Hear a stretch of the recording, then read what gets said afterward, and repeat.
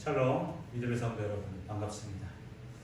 12월 6일 주일 우리가 함께 나눌 은혜의 말씀은 사도행전 28장 1절에서 6절에 있는 말씀입니다. 사도행전 28장 1절에서 6절에 있는 말씀,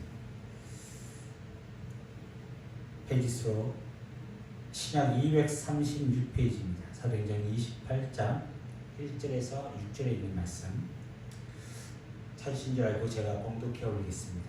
우리가 구조된 후에 안즉 그 성은 멜리데라 하더라. 비가 오고 날이 차매 원주민들이 우리에게 특별한 동정을 하여 불을 피워 우리를 다 영접하더라. 바울이 나무 한 묶음을 거두어 불에 넣으니 뜨거움으로 말미암아 독사가 나와 그 손을 물고 있는지라. 원주민들이 이 짐승이 그에게 매달려 있음을 보고 서로 말하되 진실로 이 사람은 살인한 자로다. 바다에서는 구조를 받았으나 공기가 그를 살지 못하게 함이로다 하더니 바울이 그 짐승을 불에 떨어 버리매 조금도 상함이 없더라. 그들은 그가 붙든지 혹은 갑자기 쓰러져 죽은 줄로 기다렸다가 오래 기다려도 그에게 아무 이상이 없음을 보고 돌이켜 생각하여 말하되 그를 신이라 하더라. 아멘. 인생을 항해로 비유합니다.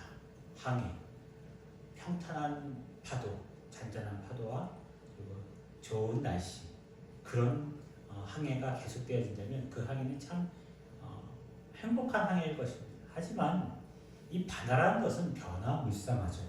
때로는 내가 생각하지 못한 비바람이 몰아칠 수 있고요. 태풍이 올 수도 있습니다. 내가 예상하지도 못한 그런 문제를 당면할 때 사람들은 당황하게 됩니다. 그리고 당황 가운데 망연자실하거나 절망을 하게 됩니다. 오늘 본문에 나오는 사도 바울은 그런 일을 연거푸 경험하게 됩니다. 잔잔한 바다에 로마로 가는 그 호성선에 유라굴라라는 강력한 광풍이 일어서 모든 것을 잃게 됐어요. 어떻게든 배라도 건져보려 했지만 그것도 안 됩니다. 힘을 다 던지고 그나마 그런데도 배가 침몰하고 말았습니다. 어떻게든 살아보게 놀아라고 하고 죽을 힘을 당해서 수영을 쳐서 멜리데라는 곳에 섬에 도착하게 됐는데 날씨가 춥고 비가 오고 그야말로 설상가상의 상황이었어요. 섬의 원주민들은 그들을 보면서 불쌍히 여겼습니다. 추위에 떨고 있는 바울과 그들의 일행의 모습을 통해서 기진맥진해 있는 그들에게서 그들에게 불을 피워주게 됩니다. 여러분 얼마나 지쳤겠어요. 사도 바울은 지쳐있는 그들을 향해서 나뭇가지를 주어서 그를 태웁니다. 불에 던지는 거예요. 그런데 마치 불행하게도 바울이 집어든 그 나무 속에 독사가 있었어요. 뱀이 바울의 손을 콱 물었습니다. 하필 그 뱀이 맹독한 독사였어요. 뱀도 수많은 뱀들이 있지만 독사에 물렸습니다. 예기치 않은 그런 고통의 문제에 만났을 때 우리는 과연 그 일을 어떻게 받아들이고 어떻게 헤쳐나갈 것인가. 제가 오늘 여러분과 함께 고민하며 은혜를 나눌 주제입니다.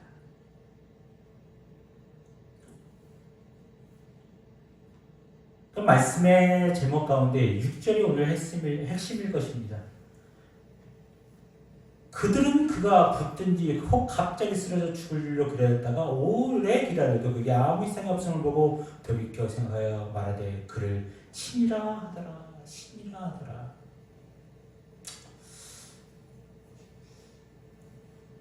생각해 보십시오. 뱀에 물렸어요. 그 모습을 그들이 지켜봤습니다. 4절 원주민들이 이 짐승이 그 손에 매달려 있음을 보고 서로 말하되 진실로 이 사람은 살인한 자로다. 바다에서 구조를 받았으나 공의가 그를 살지 못하게 함이로다 하더니 한마디로 말하면 사도 바울을 향해서 저놈은 정말 죽을 죄를 졌나 보다. 바다에서 그렇게 구원을 받았다면 여기서는 살 수 있을 텐데 독사에 물리는 거 보면 저놈은 반드시 죽을 천벌을 받았다. 하늘에서 벌을 내렸다 라고 얘기하고 있어요. 그러면 정말 사도 바울이 지금 죄를 지어서 그리고 지금 천벌을 받아서 뱀에 물린 것일까요? 여러분 전혀 아닙니다. 사도 바울은 천벌을 받은 것도 아니고 죄를 짓지도 않았어요. 여러분, 우리도 자칫하면요, 일이 잘 되면 하나님께서 우리에게 복을 주셨구나, 일이 안 되면 분명히 죄를 지었구나라는 이분은적인 사람을 정죄할 때가 있습니다. 기도를 안 했더니 그랬구나, 하나님이 요즘 벌을 주시는구나. 물론 그런 상황으로 몰아갈 수도 있겠지만 이건 잘못된 것이죠. 이를 어떻게 해석하느냐, 우리가 원주민처럼 이렇게 어떤 사람을 판단하지 않습니까? 어떤 일을 할 때 안 돼요. 어떤 상황 가운데 아프거나 어떤 사건 사고가 벌어지면 그 사람들 향해서 우리가 뭐라고 얘기합니까? 죄를 지었구나, 하나님 앞에 기도하지 않아서 그래 라고 얘기합니다. 여러분, 믿는 사람들도 어려운 일을 만나게 됩니다. 근데 그 믿는 사람들도 그 어려운 일을 만나게 되는데 어떻게 그 상황 가운데, 어떻게 그 어려움을 우리 믿음의 성도들이 헤쳐나갈 것이냐, 세상 사람들과 똑같이 그 문제를 받아들이고 망연자실하고 절망의 나락으로 빠져가느냐, 아니라는 겁니다. 믿는 사람, 성도로 산다는 것은 고난으로부터 면제를 받았다는 것이 아닙니다. 예수 믿어도 병에 들 수 있습니다. 예수 믿어도 실패할 수가 있습니다. 예수 믿어도 삶이 잘 풀리지 않을 수도 있습니다. 다만 우리가 그 상황 가운데 그것을 어떻게 믿음으로 해석해 나갈 것인가, 이게 중요합니다. 이게 중요합니다.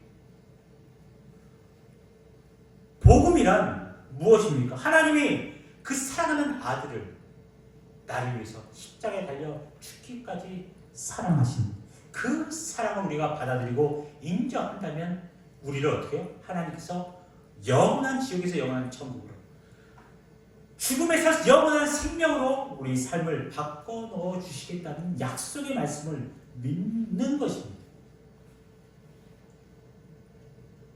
하나님께서 우리를 향해서 이 어려움을 통해서 놀라운 계획을 갖고 있다고 하는 확신에 찬 것이, 확신을 찬 그 소식이 복음입니다. 인생에서 갑자기 찾아온 복병들 같은 문제를 만날 때 순간적으로 우리는 감정적으로 대응할 수 있으면 안 됩니다. 감정적으로. 왜 나에게 이런 일이? 여러분, 인생에서 우연이란 존재하지 않습니다. 삶에 어려운 일이 생기면 그 문제 가운데 하나님의 의도가 무엇인지에 대해서 우리가 생각해보고 그것을 아는 것이 중요합니다. 하나님께서 우리를 어려움을 통해서 겪게 하시는 목적이 무엇일까요? 왜 신앙생활을 열심히 하는데 우리에게 삶에 받아들이기 힘든 고통들이 찾아올 것일까? 두 가지만 들어서 우리가 얘기하려고 합니다. 첫째, 왜 우리에게 믿음생활하는 우리에게 어려움이 찾아올까?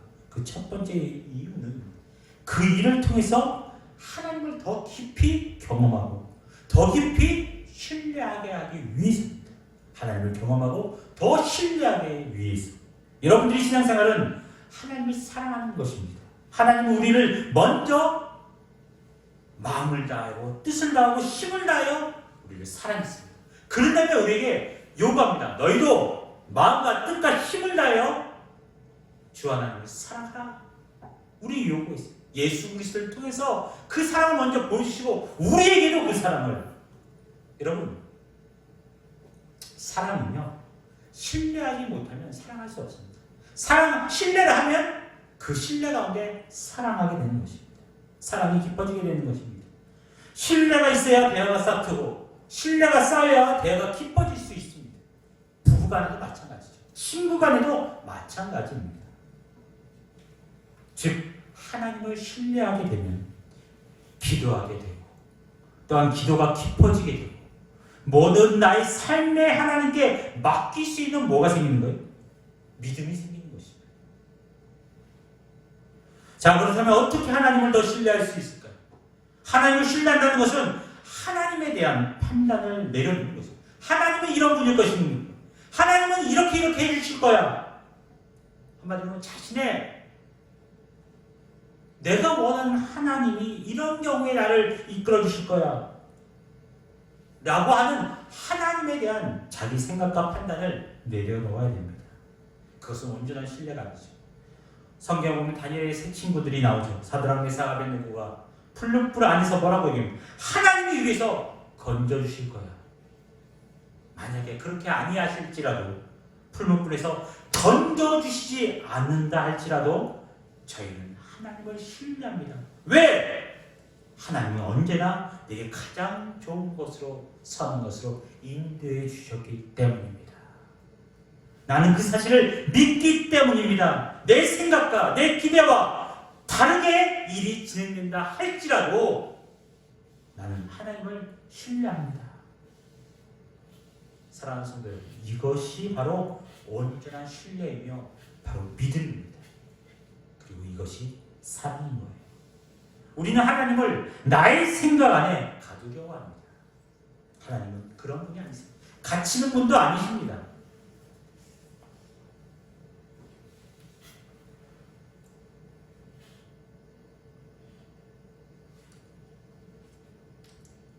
그런데 왜 우리는 이렇게 열심히 신앙생활을 하는데 복음커녕 일은 자꾸 꼬이고 믿지 않는 사람도 어려움이 계속되면 하나님 정말 살아계신가에 대한 의문, 내 기도를 들어주시는가에 대한 의문이 들 수밖에 없죠. 나에게 관심이나 있긴 하시는가? 내가 살아계시다면, 내 기도를 들으신다면, 나에게 관심이 있다면 왜 나에게 이런 어려움이 이렇게 다가오는가? 그 신뢰가 흔들려 버리죠.